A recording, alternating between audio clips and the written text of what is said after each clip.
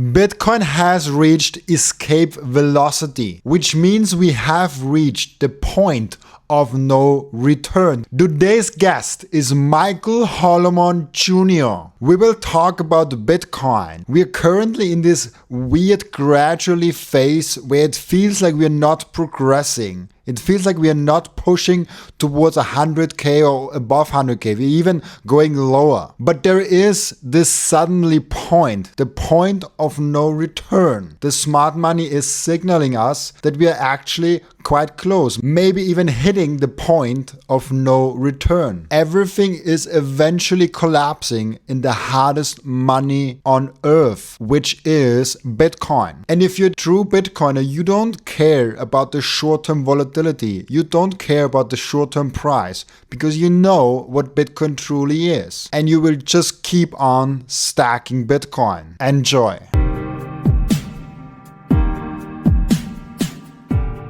Today we talk about your book. The title is freaking awesome, and I think people also can see it already on the screen. What is the Satoshi's gift? How do you think about Satoshi's gift, and where does the book go with that title? So the reason I call it Satoshi's gift is because as you and most other Bitcoiners know, Satoshi Nakamoto, the inventor of Bitcoin, he invented it, allegedly all alone. Some people think it might have been a team of programmers. No one really knows for sure. But he or she or they created this beautiful, protocol called Bitcoin. It's worth, as you know, almost $2 trillion now in terms of market cap. And he never really got a thing for it. He did mine some million Bitcoin that's worth close to, $100 billion today. But as far as anyone who's, watched the chain can tell, he's never used any of it. He sent a few Bitcoin early on to testers, like Hal Finney. But as far as anyone can tell, other than that, every single Satoshi he ever mined is still sitting there dormant on the blockchain. And so he created this phenomenal invention and just gifted it to the world and then disappeared. So it's like, it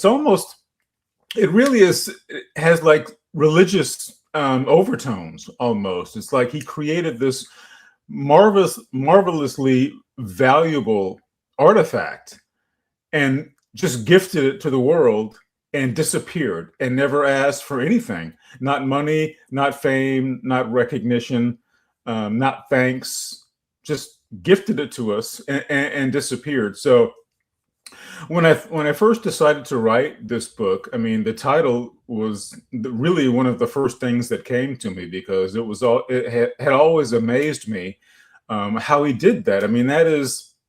That's almost unheard of in modern society, for somebody to create something of enormous value and then hand it over to the world and disappear without even wanting, especially in this day, everybody wants to be an influencer.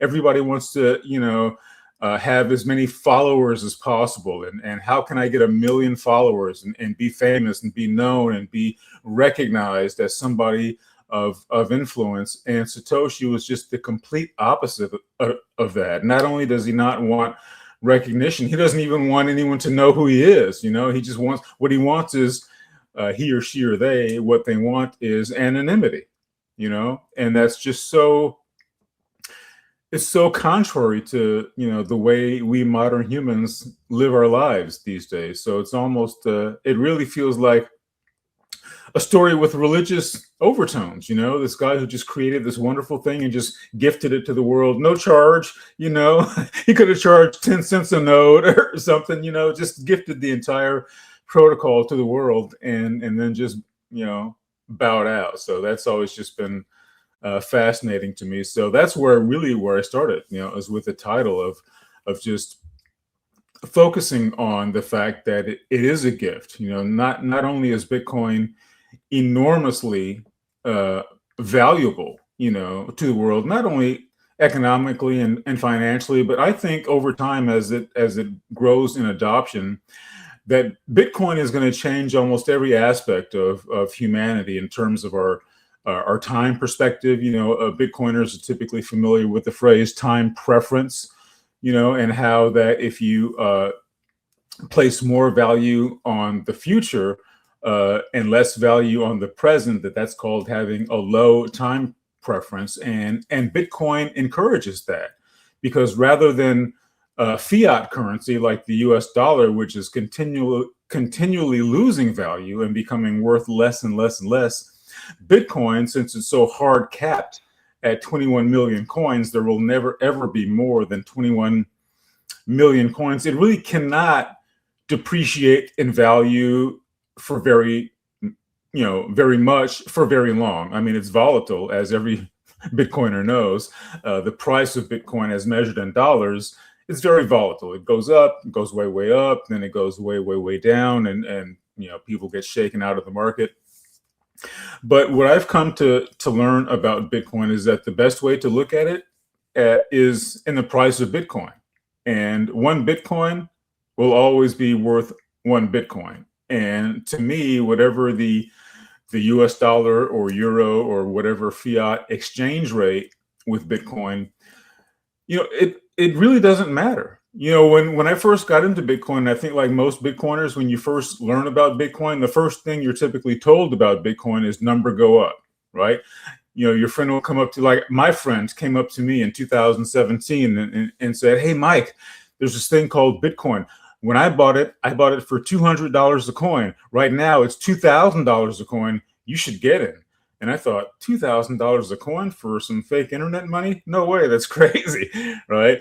But I bought a little bit because, number had gone up so dramatically for him. He basically 10x'd his money from $200 a coin to $2,000 a coin by the time he told me about it. I figured there was a chance that maybe I could 10x my money. And of course, obviously I did, getting in at, I think it was $2,500 a coin.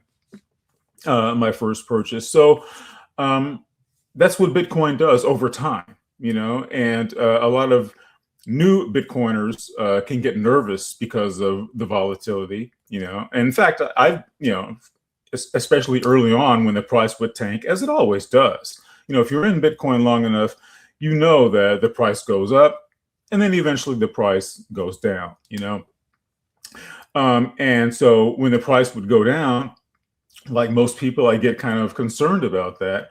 But then the price would always come back to make a new all-time high. Every time it crashes, eventually it crawls its way back to a new all-time high. And so now I've gotten to the point that the fiat exchange rate is irrelevant to me. I don't even check the price anymore, because it's not going to change my behavior. If the price went to $1 million today, I'd keep buying Bitcoin every week. If the price crashed to $100, today, I'd keep buying Bitcoin every week. So the price is irrelevant to me. So I've gotten to the point that, when I first got into it, the most important thing was number go up.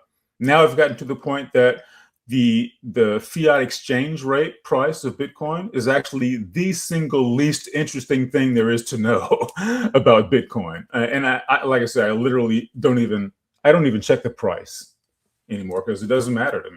You know what I'm saying? I have an interesting chart for you. I think you might enjoy this. I want to show this to you.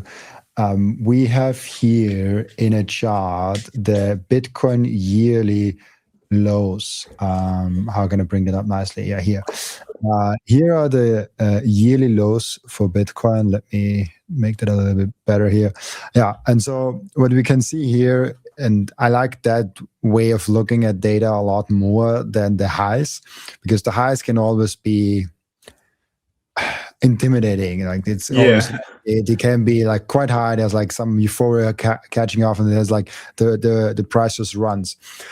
But for me, the yearly lows show me some sort of foundation, some sort of where did it and what was the lowest price in this year. And yeah, the exchange rate to a certain extent is not really interesting. But what is interesting is the purchasing power of Bitcoin. And most people buy their things still with US dollars and euros. So for most people, having the the unit of account with US dollars and euros and their local fiat currency, it still has some kind of relevancy, even though it doesn't really matter towards my Bitcoin buying strategy. It's just like I buy whenever I have fiat around. Right. But if you look at that, you're like, okay, like we had a yearly low in like 2022 of 15K, then 16K, before like 30K, and then it went up to 40K, 76K, and this year like 88K. If you just look at the lows, it's like, yeah, like we're doing good. Like if you see how great the foundation has been building, I kind of like looking at that more than the normal price charts or the yearly lows. How do you think about that? So, like I say, for me personally, the price is irrelevant. I really don't even check the chart anymore. But that is, that is a very impressive chart. And what it shows is, like you said, there is a definite floor under Bitcoin. There is a price below which it's not going to go anymore. And this is another way to represent what's indicated by the power law. And I know you've had a number of guests on your show talking about the power law. In fact, there was a guy, I think, just a couple of episodes ago talking about that. And it's a fascinating subject, and I still don't understand it completely. And I've watched just about every guest on your show who's talked about it. So I get the basics of it. But what it shows you is that there is a definite floor under the price of Bitcoin, and that as time goes on, that floor raises, and the power law graph shows that beautifully. It's basically a straight line, up and to the right on a log graph, of course. So yeah, that even though I say the price is irrelevant to me, it is comforting to know that Bitcoin is behaving the way I would predict that a scarce asset would, as measured in infinite fiat currency. I mean, if the only two things you knew about Bitcoin is that there's never ever going to be more than 21 million Bitcoin, and there's always going to be infinitely more fiat currency, those two facts alone, tell you what the price of Bitcoin should do. So it is good. It is gratifying to see graphs like that show that Bitcoin is performing the way we Bitcoiners expect that it would, even though in the short term it can be surprising and disappointing, the price performance. In fact, I'll tell you this, that at the end of 2024, as we were about to transition into 2025, just all of the bullish news and signals that we were getting at that time. I mean, at that time, the ETFs had been approved here in the United States by the SEC and had become the most successful ETFs in history. That happened during 2024.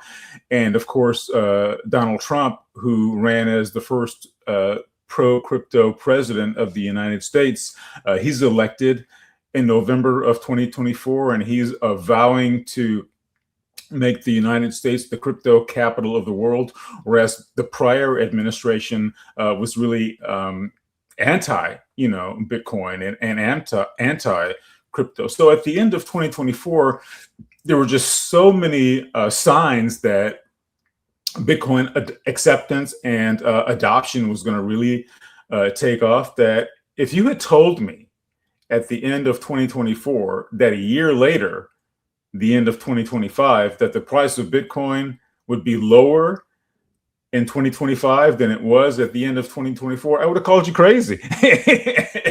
I would have literally said, I would have bet everything that I have against you. I'd have mortgaged my house and bet everything that you were wrong. But I would have been wrong. That's exactly what happened. At the end of 2025, the price of Bitcoin was actually lower than it was at the end of 2024, despite all of the bullish news and all of the positive legislative action that was going on in the United States, and despite MicroStrategy freaking buying nonstop, more and more and more of the percentage of Bitcoin out there. I mean, all of that news, just I was positive that the price of Bitcoin at the end of 2025 was going to be at some new all-time high. I was predicting, $200,000 levels, and we actually ended, I think, below $90,000, and that was a surprise to me. But it was a surprise, but to be honest with you, it was not a disappointment,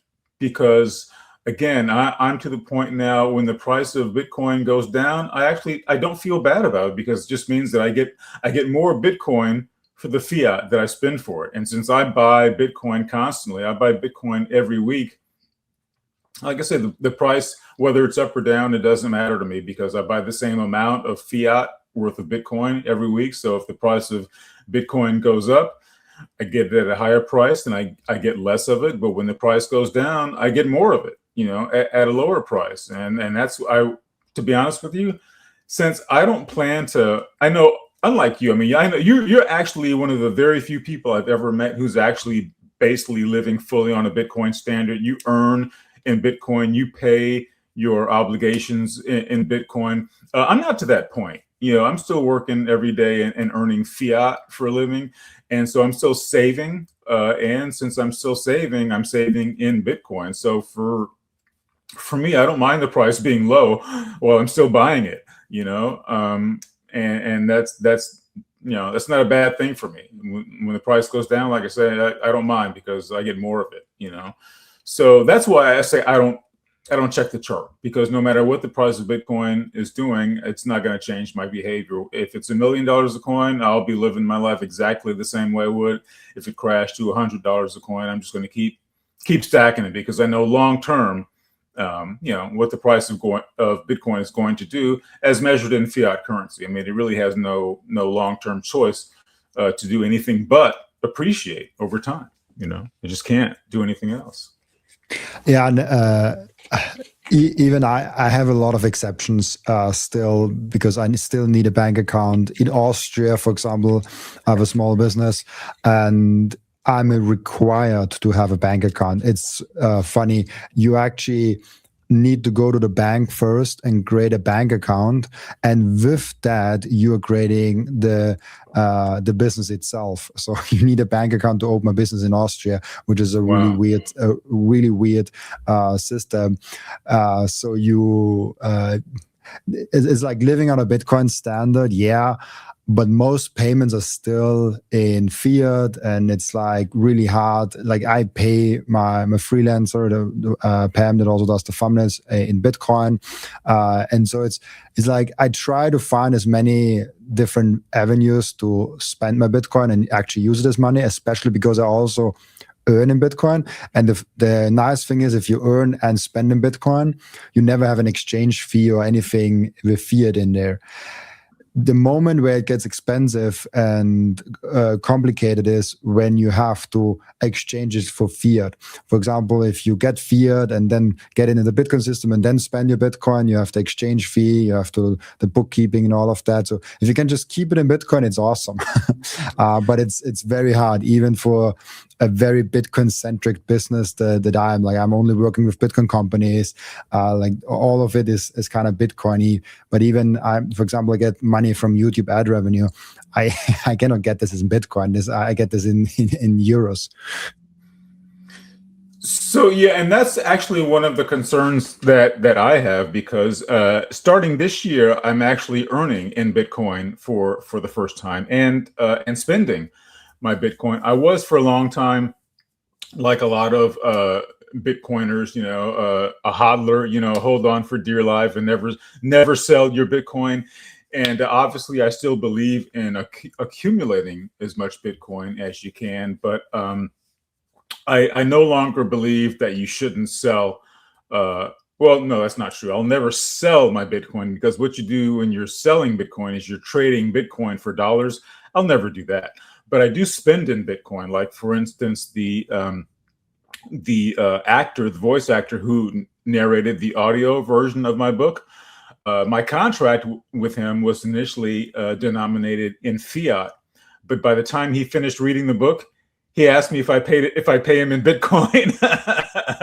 So I consider that my first successful orange pilling from the book, because he decided that he didn't want fiat anymore. By the time he got to the end of the book, he wanted me to pay him in Bitcoin. So since I had orange pilled him, I couldn't tell him no. And actually, I was actually happy to pay him in Bitcoin and give him his first satoshis. So that was that felt really great. But you do mention some important issues that I'm going to have to face for the first time this year. So I'm earning in Bitcoin because I have on my website, you can choose to either buy the book off of Amazon for fiat, or you can pay in Bitcoin. And I'll send you a signed copy if you pay me in Bitcoin. And I've actually had a few people do that.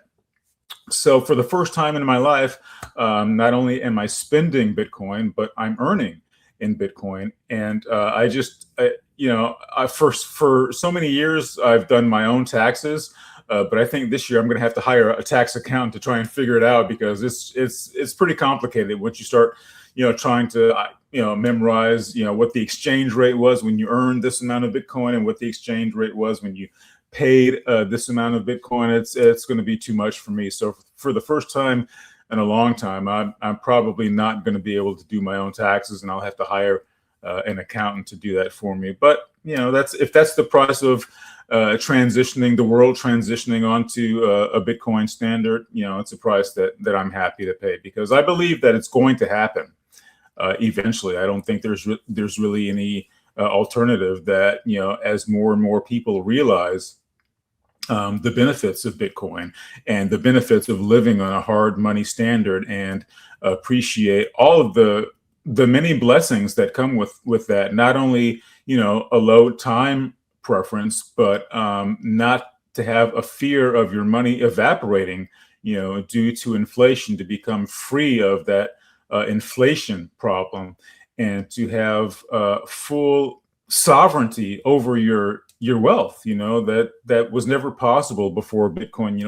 There are so many good reasons to be knowledgeable about Bitcoin, and to be putting your savings into Bitcoin. And like I say, for a lot of people, the first thing they hear is number go up, and that's reason enough for them to get into it. But for me, like I said, number go up is irrelevant. It doesn't compare to the security that I have, knowing that basically the entirety of my liquid net worth is in Bitcoin. And so what that means is my money can never be seized. It can't be frozen. There's no government that could take my money. I have more sovereignty over my wealth than even most nation states do. Example is when Russia invaded Ukraine, the United States and the EU and the UK basically seized like some $300 billion of Russia's central bank reserves, because Russia did not have its own, it didn't have sovereignty over its own money. Whereas if Russia's $300 billion had been saved on the Bitcoin blockchain, and they held their own keys, they would not have been seized. They would not have been subject to sanctions at all. They'd have as much sovereignty over their wealth as I now have over mine. So if the fiat exchange rate goes up a little bit, goes down a little bit, doesn't affect the reasons that I'm really thrilled, to be into Bitcoin. So it's just there's so much about Bitcoin to learn and to know about and to talk about. So, and that's really one of the reasons that I wrote that book, because I would, once I found out all this stuff, I was doing everything I could to orange pill all my friends and all my family. I would literally grab them by the collar and say, look, stop what you're doing right now and buy some Bitcoin, and then I try to tell them all of the reasons why they should. And it would end up being like a 2 or 3 hour, conversation. So I said, there's got to be an easier way. And I just decided to write this book, and the entire purpose of the book, the entire basis of the book, is just an answer to the question, why Bitcoin?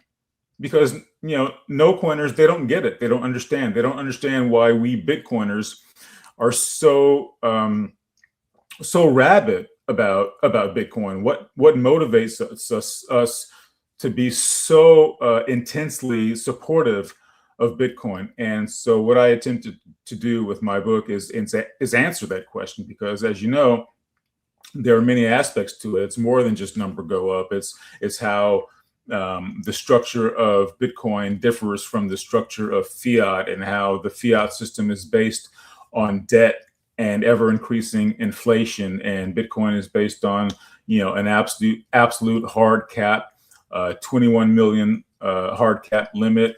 And there's just so many different aspects of not only Bitcoin that you need to understand, but aspects of money that you need to understand, and economics that you need to understand, that we don't even think about, because all of us were born and raised into this fiat system, and it's all we've ever known. So we've never thought to question it. It's like a fish, who never thinks about the water. He's surrounded by water. He's in water constantly, but he never stops to think about it, because it's just, it's been around him and everything around him his entire life. And that's the way we are with fiat. We never, at least I never stopped to think before about what inflation actually was, and what actually caused inflation, and what the real effects of it were, until I started studying Bitcoin.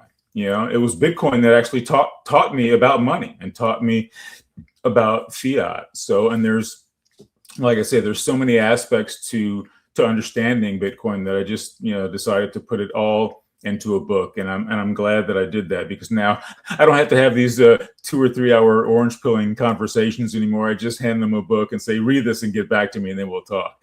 So it's actually saved me a lot of time. The first thing that every Bitcoiner does, and the most important activity that every Bitcoiner keeps on doing, is buying Bitcoin. And I personally use Relai to buy and sometimes also spend or sell my Bitcoin. And there are two main reasons why I do so. The first one is it's Bitcoin only. They do not do any shit coins. They do not do any cryptos, any stocks, or anything else. This is a tool, an app that is fully focused only and solely on Bitcoin. The second one is self-custody. They give you the keys to your Bitcoin the moment you buy them. You never give them the control over your Bitcoin, and you don't have to trust them, because you can verify that you and only you have the keys to your Bitcoin. There's no third-party risk. There's no freezing of your assets. There's no rug pulling. There's nothing of that. Download Relai, the app,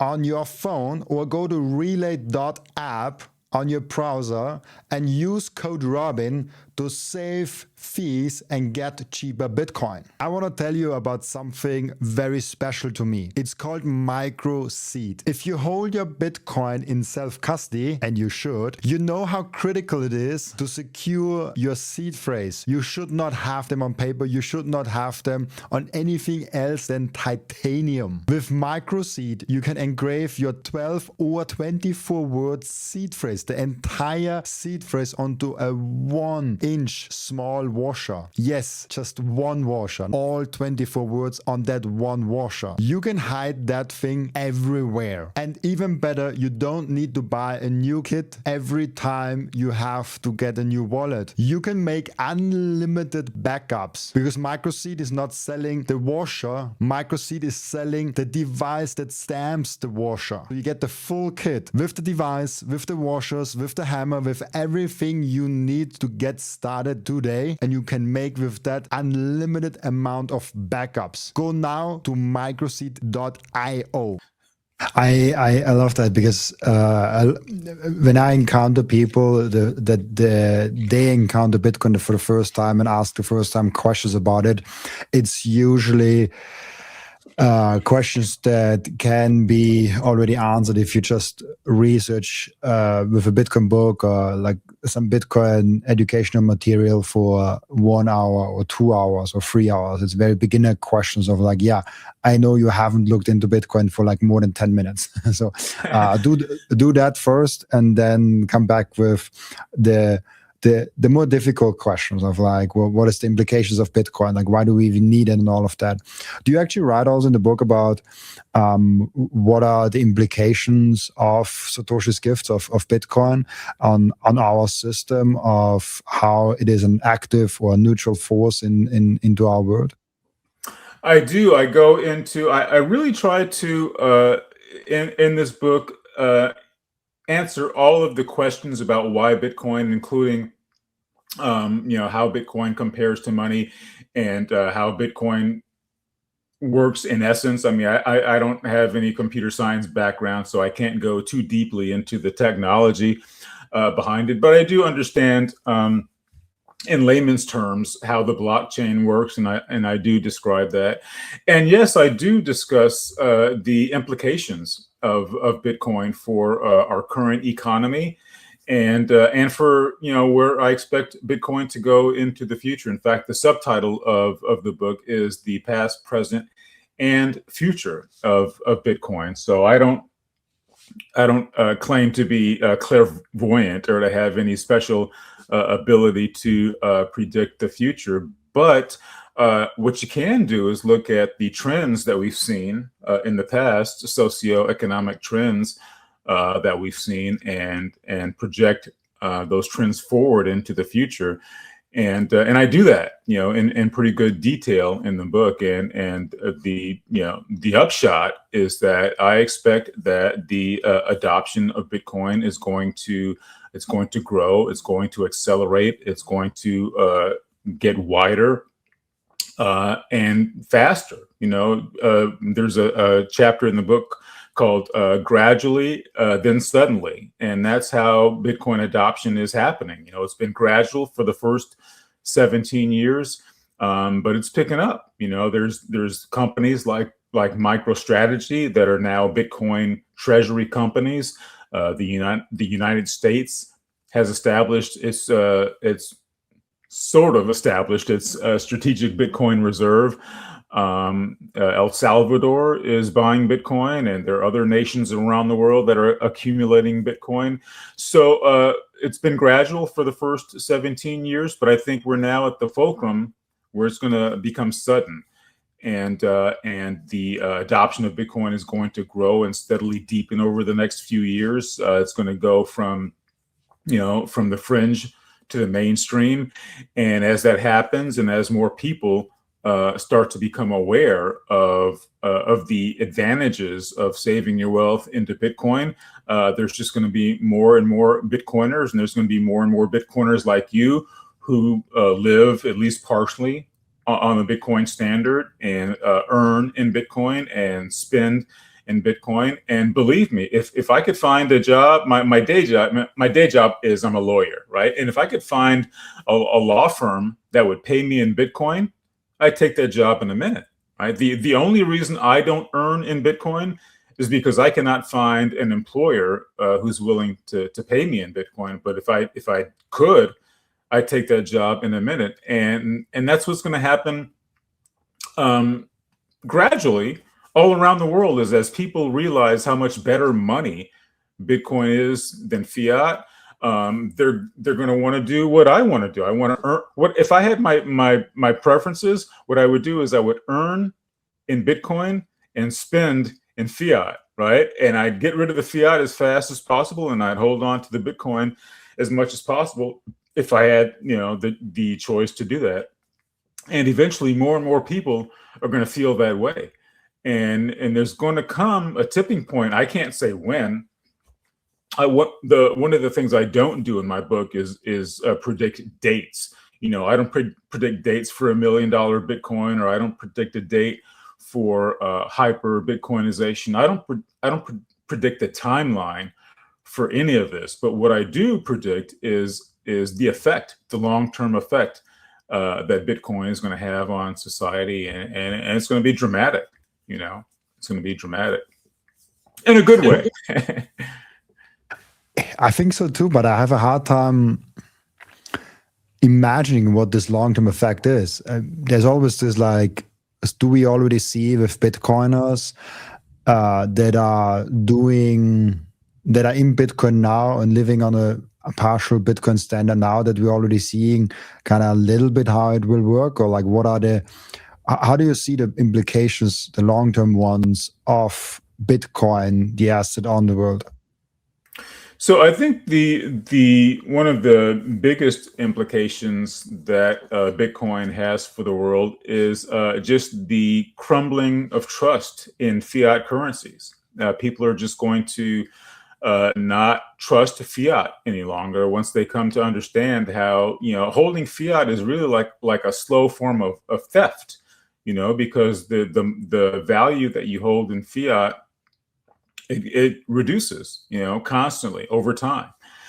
And Bitcoin doesn't. It does the opposite of that. It grows in value over time. So as people start to appreciate, and they're starting to appreciate it now,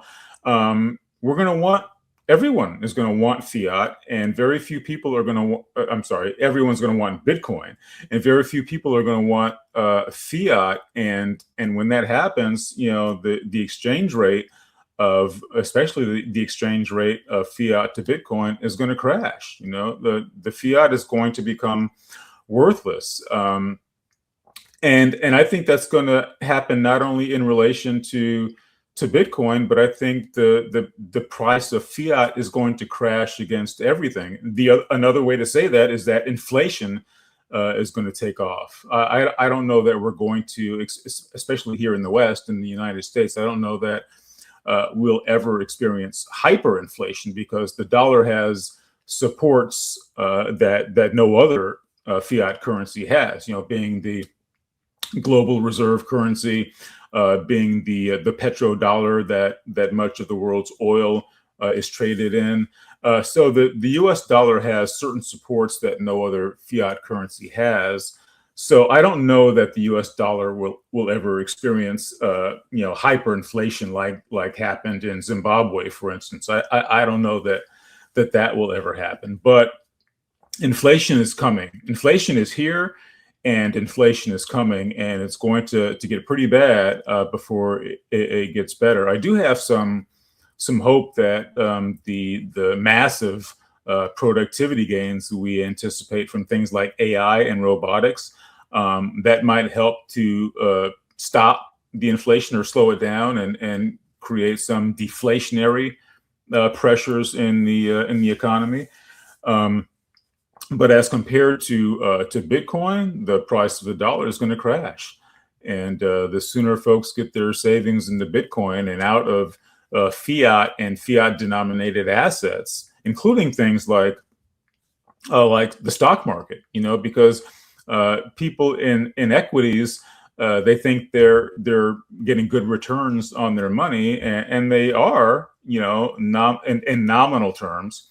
For instance, in last year, in the first 6 months of 2025, the S&P went up something like 6%, in the first 6 months of the year. So it's not a bad return when you think about the fact that you're getting 6% more dollars. But what most U.S. investors don't consider is the fact that during that same 6-month period, that the value of the dollar decreased by 9%. So if you had your money in the S&P, you made 6% more dollars, but those dollars were worth 9% less. So you're not really making money, in real global purchasing power terms. So, and like I said, I think that is just going to continue happening, and it's going to get worse. I mean, the value of the dollar is going to crumble, especially as measured in Bitcoin. So that is just going to accelerate adoption in Bitcoin. Right now, there's so many reasons not to buy Bitcoin, because people are ignorant about what Bitcoin is. And one of the questions a lot of no coiners will ask you, well, what is Bitcoin backed by? As if fiat is backed by something, right? Like my fiat is backed by gold. What is your imaginary Bitcoin? What is it backed by? And then, you have to explain to them that, well, your fiat is really not backed by anything but promises from the banks and governments that create it. And on top of that, the promises that they give you are that they're never going to exchange any of your fiat for gold. No matter how many US dollars you have in your hand, you're not going to go to a bank and walk away with any gold in exchange for it. So they're never going to exchange your fiat for anything of value. And the other promise that they make is that they're going to keep making more of that fiat every single year. So that's what your fiat is backed by, promises by the government never to exchange it for anything of value and to create more of it every year. So yeah, man, it's just I think the long-term implications of Bitcoin for the US dollar, for fiat, for all fiat, but even including the US dollar, is that the confidence in fiat is going to fall, and the exchange rate of fiat, especially as measured in Bitcoin, is just going to crash. And I think we're going to see a lot of inflation in the economy. Housing prices will continue to rise. Energy prices are going to rise. The prices of food are going to keep going up. I think the world is going to be facing some pretty drastic inflation in pretty short order, and Bitcoin will be, impervious to it, because there's no such thing as inflation when you're living on a Bitcoin standard. And as that starts to happen, people are going to see it in action. And there's going to come a time, Robin, that you and I are not going to have to do what we do, because what you do and what I have done with this book is attempt to spread the word, to orange pill the world, to make people understand what Bitcoin is, and to answer the question for the world of why Bitcoin. But there's going to come a time when you and I are going to be out of work, because people are going to understand why Bitcoin, because they're going to be living through the inflation and the currency collapse that Bitcoin is going to mean for the world. So they won't need to come to folks like you and me to figure out why Bitcoin. They will understand. Hopefully it won't be too late for them, but they will understand for sure. Yeah, I think we're doing two things. First of all, getting more people to Bitcoin. But the more interesting part for me is honestly the documenting the journey of the biggest financial revolution ever, the biggest cosmic shift in money that we have ever witnessed, and we are now right in the middle of that, right in the start of that actually, and we can just document and observe and see how it plays out. Like that, this is, if we are right, and I think we are, in 50, 60, 70 years, people will ask us how this has happened, how this was in the starting of Bitcoin. This will be, historians will be so curious of the early first 10, 20, 30 years of Bitcoin. Like the same with every revolution, with every technology advancement. So that almost keeps me more going than getting more people to Bitcoin, because I know if I got someone today to Bitcoin, I'm happy. But I know if I didn't do it, someone else would have done it. So right. He would get to it at some point. But documenting the whole thing and having really the observer view on that, this is massive for me. Documenting Bitcoin and my own life at the same time in one podcast, that's fantastic, where my great grandsons can look at that and not only see me, like how I developed in the early years, but also see how Bitcoin developed. And they're like, wait, there was this fiat thing. what was that? And so this is a huge motivation also for me. And every book, every article, every podcast, every Twitter post even is potentially a really important historical piece in this cosmic shift in money that we are living through. Yeah, you're absolutely right. I think this is we are, like you say, at the beginning of the turning point and a monumental shift in the economic order of things. It's like nothing that any of us have ever lived through in our lifetimes. I mean, this is the first time in my life, and I'm 63 years old, and this is the first time I've ever lived through anything like an economic shift. During my entire life, the US dollar was the rock solid base of the global economy, and everyone trusted the dollar, and the dollar was strong, and there were periods of inflation, but the confidence in the dollar was never shaken before. Now you're even seeing in mainstream news headlines, headlines about de-dollarization and the national debt of the United States that is just beyond getting tamed. There's no way to tame it, and now even the mainstream media is saying things like monetary reset, and the global economic powers are making plans for a switch to a digital economy. And it's just like, money is the undergirding of the entire economy. And for the first time in my lifetime, money is changing. And it really is an exciting, possibly scary time to be alive, because we don't know. I like most Bitcoiners, I believe that once the transition to Bitcoin is done, it's going to be a wonderful thing for the world to be on a hard money standard for the first time since the gold standard collapsed, some 100 years ago. I think it's going to be a wonderful thing for the world to be on a hard money standard like Bitcoin. But I do have concern that the transition is going to be painful for a lot of people, because for a lot of people who don't have any Bitcoin and have their wealth stored in fiat or in the bank, or even in things like fiat denominated investments, stocks and bonds, I think they're in for a lot of pain. And so I don't expect the transition to be easy, even though I do expect that once we get through it, once we get to the other side of it, it's going to be a wonderful thing for the world.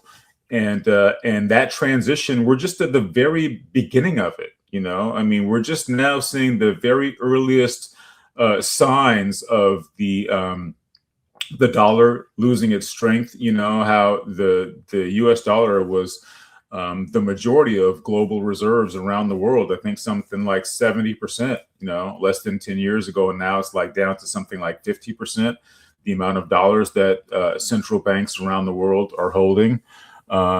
People are just losing faith in the dollar all over the world, and China is coming up with its alternatives. And especially since we've sanctioned Russia, they're looking to do trade in currencies other than the dollar. And the global hegemony of the dollar is being attacked on all sides.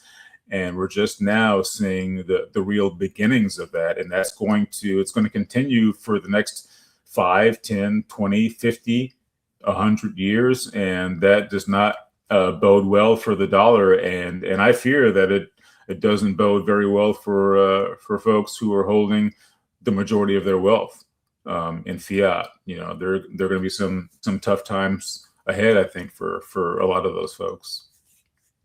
This transition period is so interesting. If you think about it, and you mentioned it already beforehand, we have this massive inflationary force of currency debasement. I think we covered it very well on so many podcasts, how quickly the debasement actually goes on for all fiat currency. Then at the same time, we have a massive deflationary force with AI and technology. If you look back of like having one tractor instead of 20 people working in the field is a big difference. Having now a team of 2 people with the best AI tools that replace like a team of 50 people is a massive shift. This makes a massive deflationary force. Now we can talk about even abundant energy creation and then robotics and AI. And then it gets really crazy of like, what are the options and what are the possibilities for that? And while this inflationary force is colliding with this deflationary force, underneath we have something even more interesting going on. Bitcoin is rising, where if you are an individual that understands what's going on here, is shorting the euro, is going really hard on AI, robotics, and technology, plus saving in Bitcoin, then you really understood what the situation, the starting we're in. And this is fascinating. This not just looking at Bitcoin, but like looking at the whole picture with the deflationary, inflationary force that is kind of outside of Bitcoin, but has a huge connection, has a huge it could be a huge turning point in human civilization, almost a fork in the road of human civilization. Yeah, I think it's more than could be. I think it definitely is. We're at the beginnings of a major turning point in human history for all the reasons that you just said. I think history is going to look back at this time as an inflection point. I think Ray Kurzweil in his books he writes of a coming technological singularity beyond which we can't predict what's going to happen. And I think that is approaching fairly quickly, because you're right. I mean, AI is going to bring massive productivity gains, and I'm seeing that even today in my role as a lawyer. I use AI to help me draft legal briefs and to do legal research, and it's improved my productivity, probably 50% or better. And we're going to see those kinds of productivity gains probably across every industry. But at the same time, that's going to mean that it's got to mean some level of unemployment, right? Because if I can do the work, I'll probably at some point be able to do the work of 2 or 3 lawyers with just myself, aided by AI. So that means that there's 2 or 3 less lawyer jobs out there to be had by people. So, a lot of people in the AI industry, they sugarcoat it and indicate that, there's going to be a lot of productivity gains, but they don't really, focus on or mention the unemployment that will likely follow from that. And they try to make it more palatable by talking about things like universal basic income, which sounds nice, but it's never been put into practice, at least not for very long. And there are still some open questions about what that's going to mean for human fulfillment. How do most people find fulfillment in a world where they're not needed to perform jobs anymore? So there's a lot. There's a lot that's going to be changing in our world, in terms of technology, in terms of employment, in terms of the economy. Like you said, it's a convergence of several different revolutions happening all at once. And what the end result of that is going to be, no one can say for sure. But I am optimistic. I do believe that whatever changes that technology might make, that Bitcoin is going to be a force for good in that, and to have a technology and to have a way to save your wealth that doesn't decrease over time the way fiat currency does. It'll be wonderful to be able to put your savings into a hard money like Bitcoin, regardless of what's going on with the employment and what's going on with inflation. But there's going to be lots of interesting times ahead. There was an old saying that it's a curse to wish somebody, may you live in interesting times.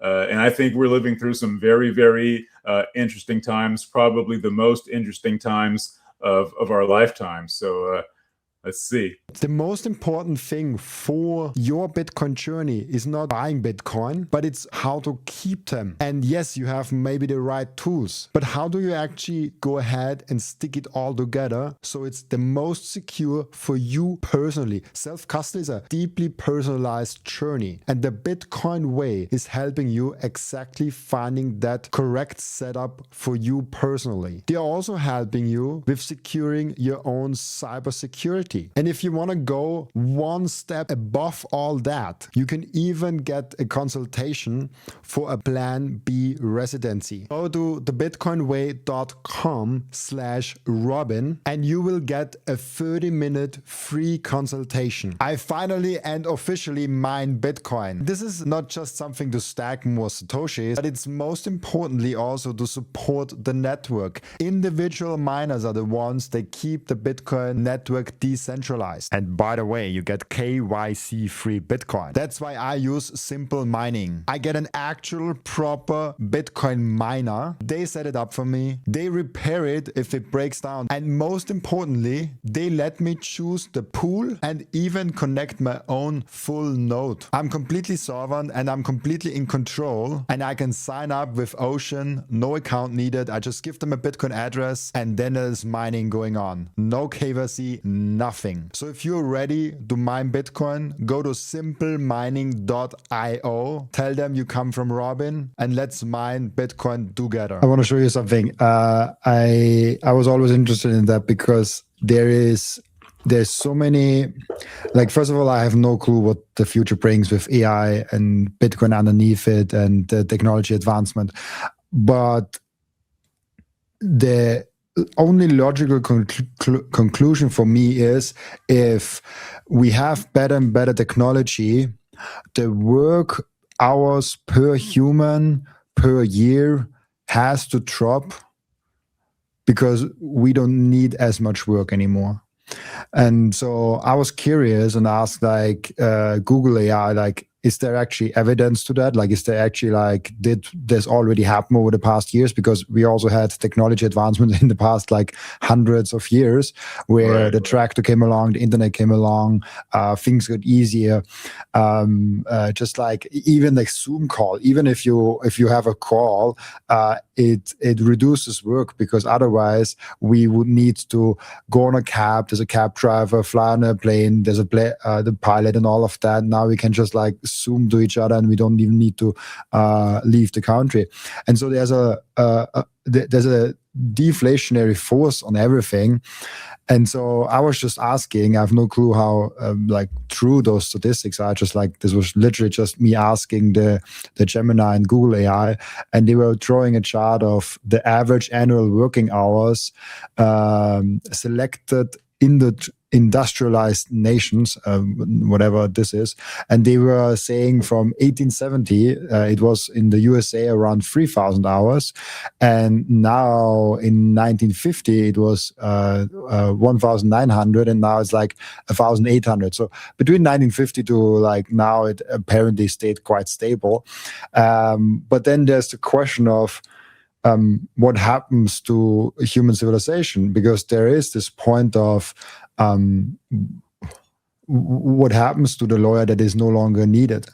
There's there's a great lawyer and a good lawyer, and the great lawyer uses AI and can now service 3 times as many clients, and now the good lawyer does not have clients because they're all with the great lawyer.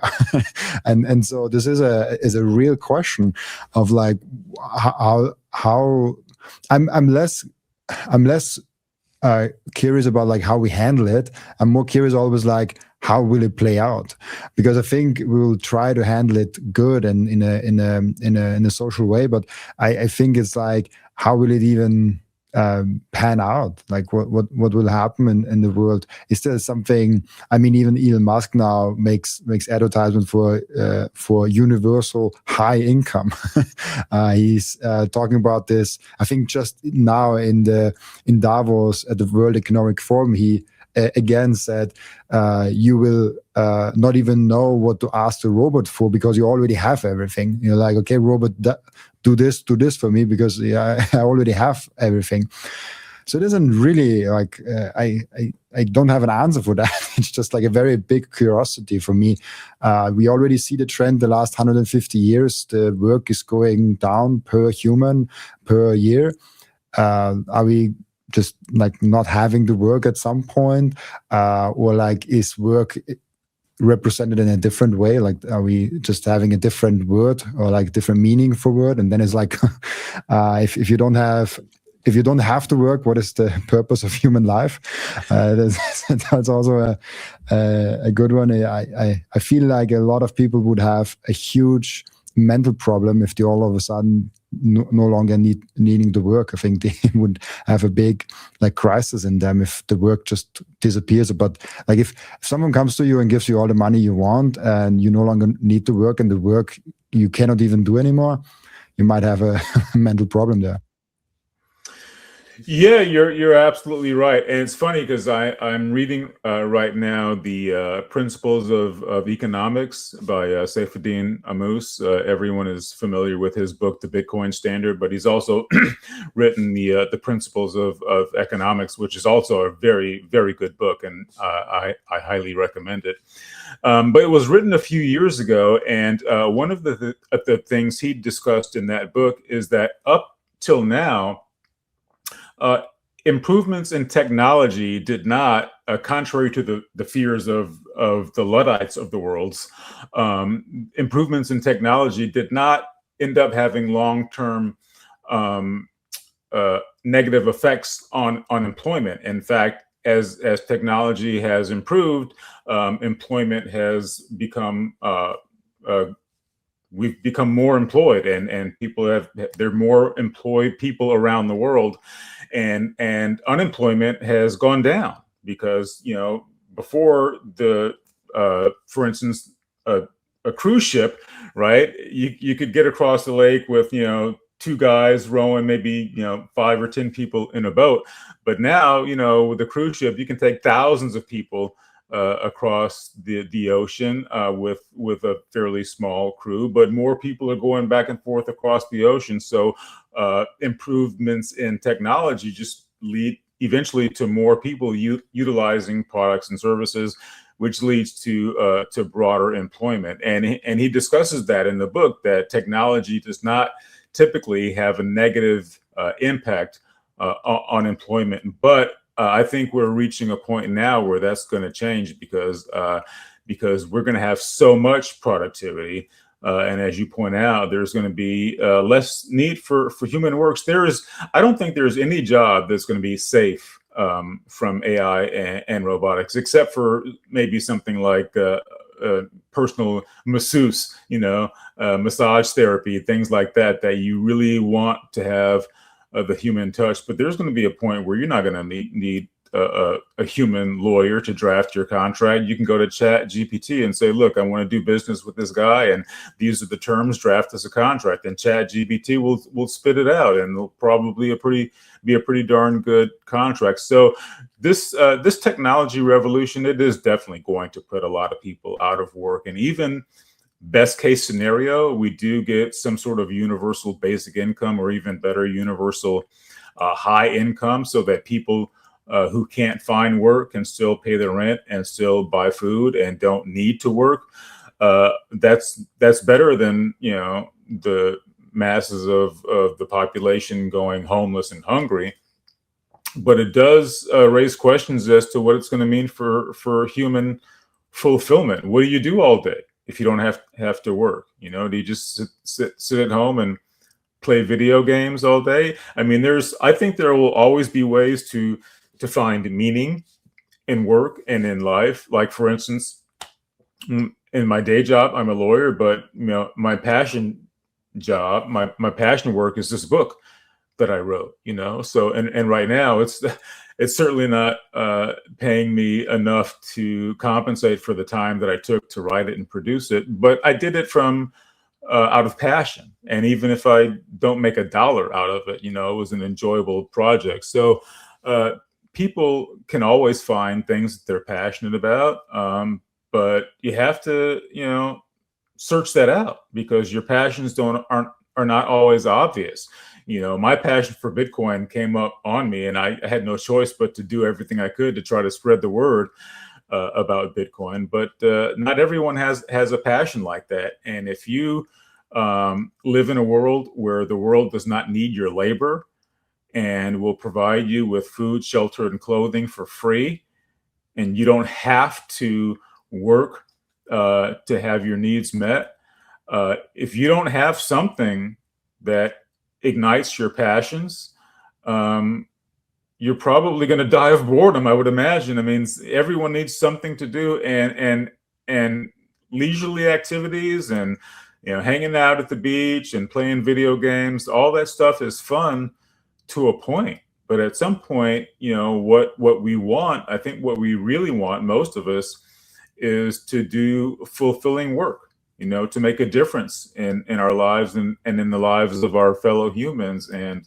And if all of the important work is done by AI and robotics, it does leave an open question as to what that's going to mean for human happiness and fulfillment. So I am optimistic. I am hopeful that the human spirit will prevail as it has for millennia, and we will find solutions to a lot of these unknown questions. But we do have some very uncertain times ahead of us. There's no doubt about that. Also, the question of that we have to ask ourselves is like, what is work? Because now I'm doing Microseed also, but like if we leave the company Microseed that I'm doing completely out of the picture and just focus on the podcast, you could make an argument that the podcast is not necessary. It's like, yeah, of course, it's like it fulfills a purpose and like all of that, but we all could live our lives tomorrow if this podcast wouldn't be there. There are things in life that we do need, for example, food and shelter, and all of those things are necessary for human life. Podcasts might be necessary for human education and human development and human entertainment even, but not for human survival. So the question also is like, how much of the human percentage has to be spent on jobs and work that is necessary to survive? And this percentage might be shrinking. And how much of the work can be spent on things that are not necessary to survive? I mean, the greater economy, just creating content online, I will just call it as vague as that, has been exploding the last couple of years. And this, I think, is already a sign that we are slowly entering an era where people can make a living just like putting videos on the internet. This was unthinkable like 20 years ago. 20 years ago, you would need to be like a TV channel, like a huge, massive production to really make a living out of it. Now you can make it if you have like an internet connection and like $50. Like it's really not that hard. And so I think this is just like already a slow window, like a small window into what might actually happen if we have the necessity work, the survival work, the thing that we really need to work as a society, done by robots, and we can do things that maybe is fulfilling us beyond that. Like people might go like, hey, I want to build a spaceship to go to different continents and planets and all of that. And some people just want to paint pictures, and there will be so much abundance that like people will pay a lot of money for those pictures. But I don't know, it's just like things that I'm observing and wondering about, I guess.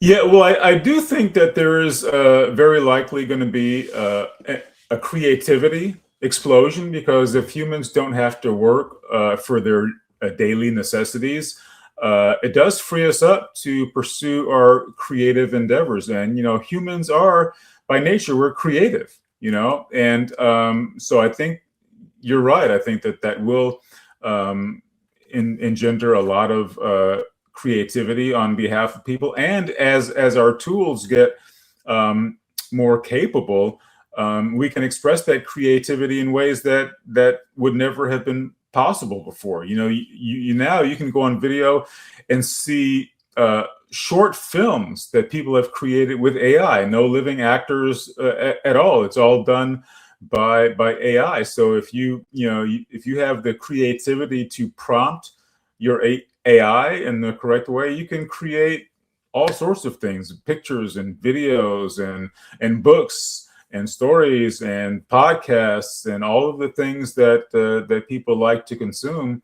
There'll be a lot more of it, and there's already, as you know, many thousands, if not millions, of videos on YouTube. But I think we're probably going to see a lot more, because people are going to be free to create. They'll have the time to create, and I think there'll be a lot of slop.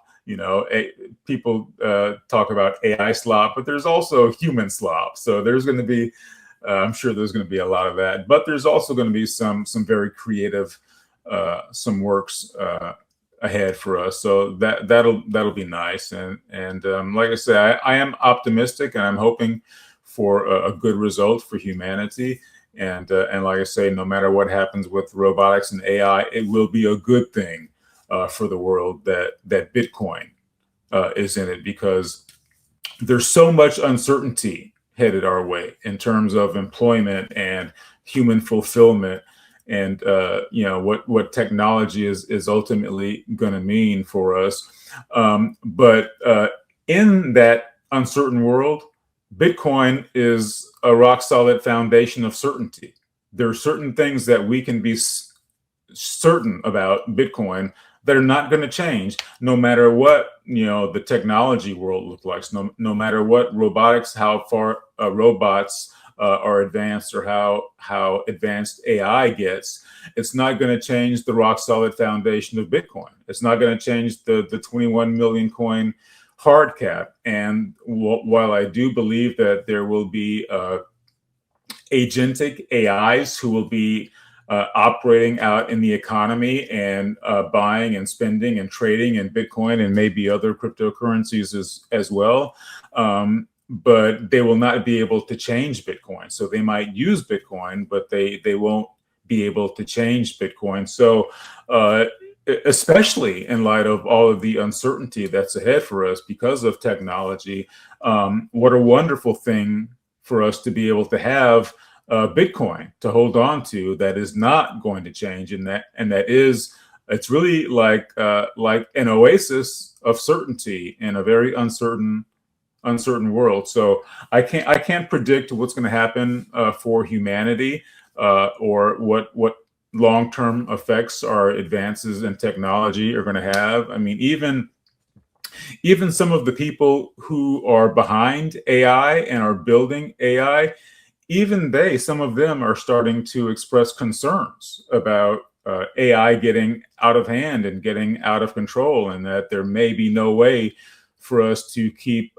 AI aligned with our goals, and like I said, the leaders of the AI industry, some of them are expressing that concern. So even they are aware of the fairly troubling uncertainty that some of this technology is going to have for us. So in light of all of that uncertainty, I got to tell you, it makes me feel a lot better to know that my net worth is in Bitcoin, because that's the one certain thing in a very uncertain world. So, I never really thought about it that way before, but even all of this technological advancement that we're facing, I mean, even with all of the potential benefits that it may bring, there are some potential downsides to it. And, like I say, compared to that uncertainty, Bitcoin is the one certain thing left, brother. So I'm very glad to have the majority of my my liquid net worth in Bitcoin. It does give me some measure of comfort, to be honest. And this is the crazy thing about Bitcoin. No matter if you think the world will be amazing and everything goes up and there will be no problems coming, no wars, and we're living in utopia, or you're thinking everything is going to shit and everything is going completely wrecked and the AI is taking over, and everything in the middle. In all of those cases, it's a good idea to own some Bitcoin. And this is a fascinating thing to have. Absolutely. In a beautiful world where our technology serves us perfectly and doesn't cause any chaos in the markets, it would be a great thing to own Bitcoin.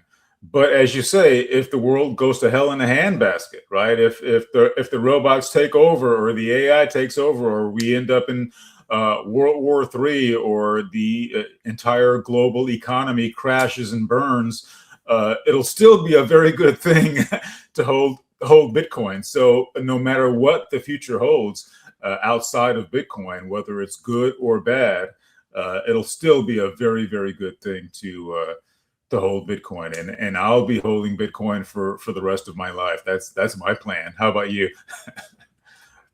I think so too. I mean, it's the question is like how long that life is, but I think all my life Bitcoin will be the financial foundation of my life that will power everything up in the meantime. So yeah, I also think so.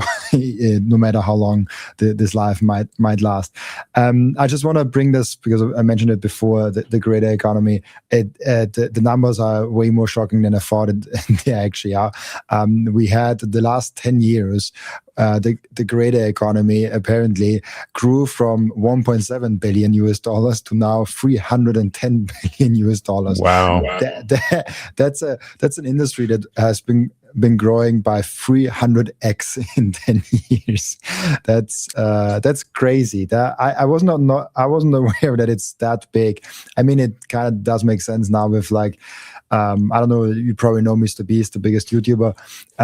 Like I've been studying his companies and his layouts because I only saw his YouTube videos and I was like, yeah, it's cute YouTube videos, but his business setup is really good.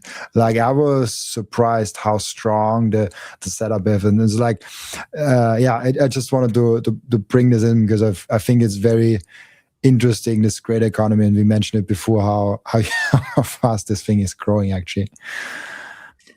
Yeah, and I think it's only going to continue to grow because, like I say, one of the contributors to it is that humans have more time. We're not spending all of our time working for our daily sustenance, but there are so many tools now, digital tools that are available to creators. I mean, 10 or 15 years ago, there was no such thing as a podcaster. Now everyone's got a camera on their phone, a camera and a microphone on their phone, and keep it on them at all times. And anyone can create a YouTube video at any time, any place, anywhere.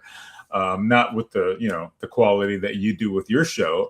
But yeah, if you look at some of the shorts on YouTube, it's just people whipping out their phone and videotaping people on the street, and they throw it up on YouTube and get like 1 million views, So we have the time, we have the tools, we have the knowledge, we have the ability, and of course all of the network effects that come from the internet and networks like YouTube and social media. So yeah, I mean the creator economy, I think it's gonna blow up even more, in the near future. So I think that's a good thing. I think it's good to have give people something creative to do, because if we don't have creative things to do, that might lead to some folks doing some destructive things, and we certainly don't want that. Whether you're on Bitcoin or not, you don't want people being destructive. At least I don't. Yeah, it's not a good word. One last thing before we come to the endogene of the podcast that I want to get into is the suddenly phase that you were talking about before, because I'm really curious about how this looks, and especially how do we know that we are in the suddenly phase? Now, there's obviously the price thing, like the price just ripping, but there's also the fundamentals of like how many companies adopted, how many individuals adopted, and there's like so many, like it's probably like 100 or like even like 1,000 metrics that you could track in that. What do you look at when it comes to tracking and knowing if we come slowly to the suddenly phase, or if we're still in the very gradual phase of the Bitcoin adoption? I think we're at the very beginning of the suddenly phase, because there are so many different types of entities and corporations and sovereign wealth funds that are now diversifying into Bitcoin. As you know, MicroStrategy was the first Bitcoin treasury company, and that was only 6 years ago. Not even 6 years ago when they first developed their Bitcoin treasury strategy. And now there's well over 100 companies that are doing that. And you're now just recently starting to see banks starting to offer services based around Bitcoin-backed loans, and banks are talking about doing Bitcoin custody. And as you know, banks ridiculed Bitcoin for years, right, as fake, phony internet money. And Jamie Dimon famously said that he would fire any of his employees who recommended investing in Bitcoin. And now, of course, JP Morgan is offering Bitcoin-backed services. So when you see the banks of the world start to transition into Bitcoin and accommodating Bitcoin and offering Bitcoin-backed services, I don't think there's any other sign that you need to see to know that the suddenly phase is now being embarked on, and that's going to increase and grow in very short order. I think by the end of this year, you're going to see the majority of banks, at least here in the U.S., offering some form of Bitcoin exposure, whether that's Bitcoin funds or Bitcoin-backed loans or Bitcoin-backed bonds. But banks are, I think the majority of banks by the end of this year will be able to offer some sort of Bitcoin exposure. And I think that's probably the single most important metric to look at in terms of where we are on the Bitcoin adoption curve. When the banks start getting into it, yeah, it's about to get sudden. And I predict, again, I don't like to give dates, but I predict that as the banks of the world start to pay attention to Bitcoin, and as more Bitcoin treasury companies try to emulate the success that Michael Saylor has had with strategy, I think the adoption is going to turn into a race because there's only 21 million Bitcoin, and the people who are invested into Bitcoin and the businesses that are allocating into Bitcoin now, they all understand that there is a hard cap.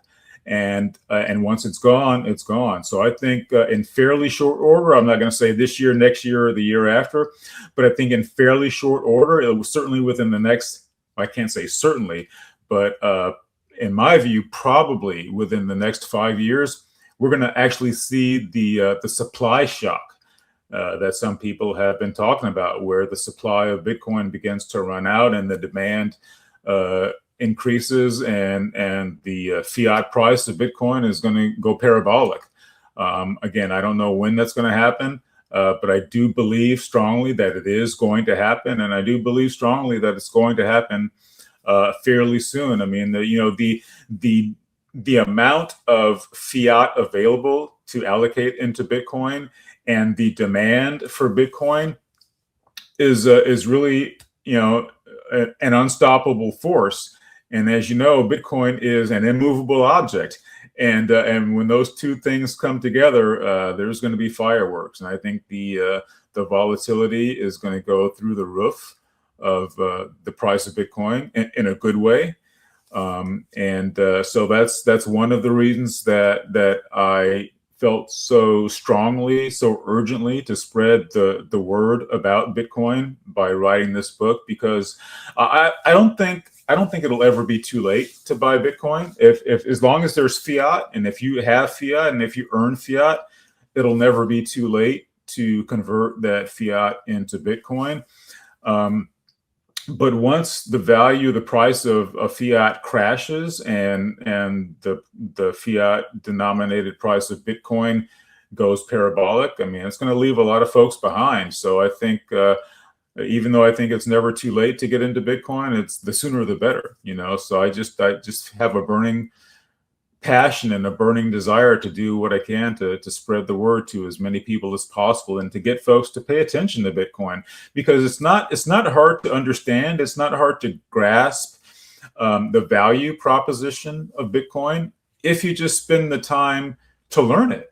If you learn about what fiat is, and you learn how it compares to Bitcoin, and you learn the fundamentals of Bitcoin, it's not hard to grasp the value proposition. But a lot of folks just don't know, and they don't feel that they need to know, and so they don't bother with Bitcoin. They just think it's some peripheral, phony internet money that some crypto bros are into, and they made a bunch of money, but it's not for me. And that couldn't be further from the truth. Like I have not yet read Natalie Brunell's new book, but I love the title of it. Bitcoin is for everyone. It's not just for the crypto bros. It's not just for the banks. It's not just for the billionaires. Bitcoin is for everyone, but it's up to everyone to understand that and to get an understanding of what Bitcoin is, and to see the value in Bitcoin. And once you see the value in it, you can allocate to it, and you'll be better off for that. So I think everyone should to get into Bitcoin, and I think they should do it as quickly as possible. But I no longer tell people to just stop what you're doing and buy Bitcoin. Now my plea is stop what you're doing and learn Bitcoin. Stop what you're doing and get yourself a good Bitcoin book. I'd recommend mine, but as you know, there are many other really good books about Bitcoin out there. And my advice to the no coiners of the world, the people who don't get Bitcoin, the people who don't know Bitcoin, the people who don't understand Bitcoin, is do yourself a favor, get to know Bitcoin.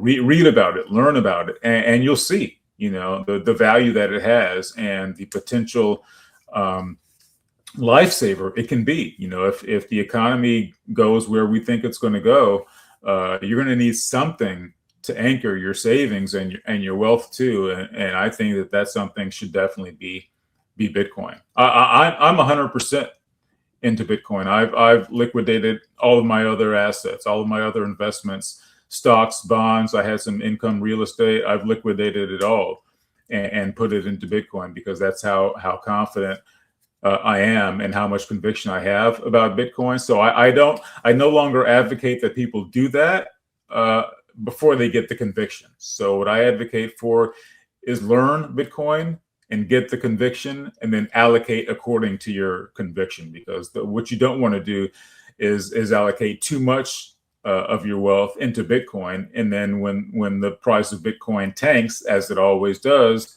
you panic and sell at the bottom. That's the only way you can lose in Bitcoin, is to buy it high and sell it low. But as you know, I'm sure there's been no one who's held Bitcoin for something like 5 years who's lost money. So if you can ride out the volatility of it, Bitcoin, the long-term proposition for Bitcoin is appreciation, and it really cannot materially change from that, given the fact that there's a hard capped limit to the amount of Bitcoin and an infinite supply of fiat. But everyone has to get that conviction for themselves. And so what I advocate for people to do is, if you don't know Bitcoin, learn Bitcoin. Watch podcasts like this. There's a lot of great content on YouTube about Bitcoin. But I think even better would be to read a book about Bitcoin, and there are a lot of good ones out there. And if you like to take a look at mine, I'd appreciate that as well, because I really did put my heart and soul into the book, and I really tried to do everything I could to give the no coiner every answer that they need to know to answer the question, why Bitcoin? And there's so many good reasons that you should allocate into Bitcoin, and I tried to discuss all of them in the book. So I really, and the reviews have been really, really positive so far. The book's only been out for a few months, but I've been really gratified by the reviews, and I feel that I accomplished what I set out to do when I started writing the book, because the reviews basically say that I do a pretty good job at distilling pretty complex economic topics into everyday language that most folks can understand. And that's what I really wanted to do. I had all this information about Bitcoin and about the economy and about money, and I just wanted to explain it in a way that the average person can see it and get it and take action on it. And I think that's what the book is doing. So I'm really proud about it. It's never too late to buy a Bitcoin book, I guess. Never too late. Never too late. Really cool. Thank you so much, Michael, for being already on. Before we have to still do the end routine. The end routine, as you know, is where the previous guest is asking a question for the next guest without knowing who the next guest actually is. And the previous guest asked you an interesting one. What is the worst thing about Bitcoin? The worst thing about Bitcoin. The worst thing about Bitcoin for me is that I didn't find out about it until too late. Oh, not too late, but I wish the worst thing about Bitcoin is I wish I'd found out about it a lot earlier. And I wish I had accumulated it a lot earlier and accumulated a lot more of it. That's about the only bad thing I can say about Bitcoin, is that I don't have more of it. It's a shared regret that a lot of Bitcoiners, I think, have. They needed too long from the first time seeing to the first time buying. Thank you so much, Michael, for being on. Before I let you go, where can people find you, ask you questions, and reach out to you? You can find my book on Amazon. I also have a website called satoshesgift.store, and you can find me on X under my real name, Michael Hollomon Jr. My X handle is Uncle Skunkle with all K's. So you can find me there, and I'm posting on X almost every day, almost always about Bitcoin stuff, because I just can't stop talking about it. So thanks so much, Robin. It's always good to speak with you, and it's good to be on your show. Thanks for having me back. I really appreciate it. Awesome. Yeah, thank you so much for being on. And also thank you so much for everyone that is watching and listening, for joining us today. As always, I'll be back tomorrow with another episode. Bye-bye.